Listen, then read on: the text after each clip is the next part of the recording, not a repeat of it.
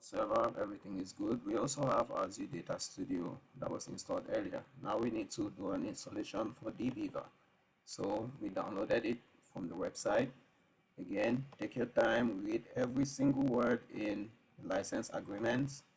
If you don't agree, fine. So let's install in here and we should be good to go. Actually, yeah, let's install it for all our users. And then you're good to go. Install that, yes. Excellent. Agree once more.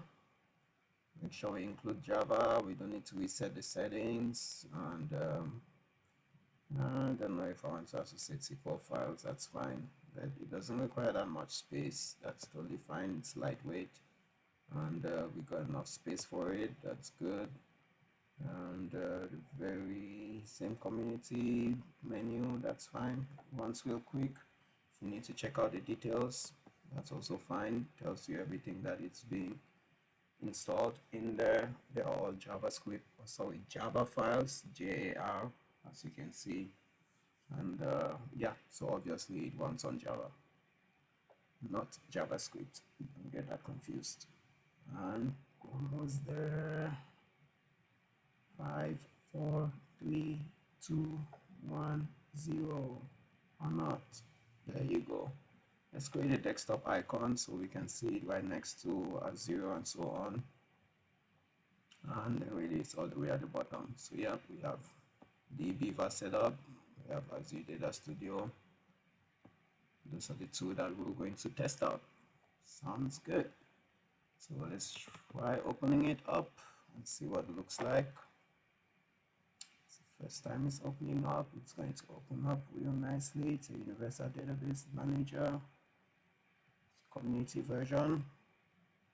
And while that's opening up, yeah, let's open up Azure Data Studio side by side as well. Move Azure Data Studio to the side. Since it's the first time, it's still setting up all of that stuff.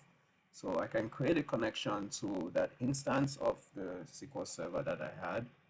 From there, I should be able to start doing everything I need to do for my SQL server. This is also still starting the tool service. And once everything is done with DBeaver, I should be good to go. So it's not necessarily a case that DBeaver is slow. It's just that I opened this Azure Data Studio earlier. So again, you're going to pick one and use it. Maybe you might learn using one, your team actually uses another.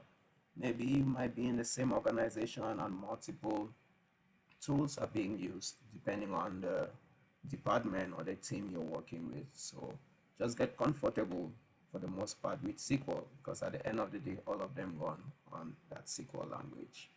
You want to create sample, that's very nice. So exclude DBeaver from scanning, blah, blah, blah, blah, blah, blah. Let's keep it being scanned. No, that's fine. Okay, so it's excluded. And it opens PowerShell. That's fine. Now, do you want to create sample database? It can be used as an example to explore basic features. Let's go ahead and do that, okay? It's a good idea to have a sample database.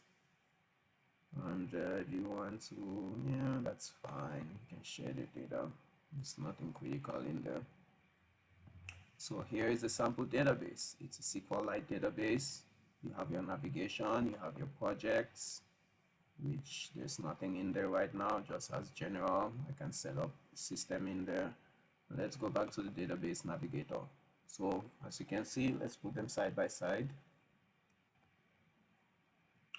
DBeaver works similar to that. They all have a column to the left where you'll be able to explore your objects. This has a sample database. Awesome. So yeah, that's what they look like, and we'll be using that once we connect. So we can also connect to popular database management systems. There's many of them. We're going to use SQL Server. Next, we already copied our connection string. We just need to go ahead and paste our connection string in there. Right now, we don't have any authentication set up, so that might be something that we'll need to do at the end of the day. So let's test our connection. it doesn't work, and we need to fix that. How do we fix that? Needs us to download a driver which is missing.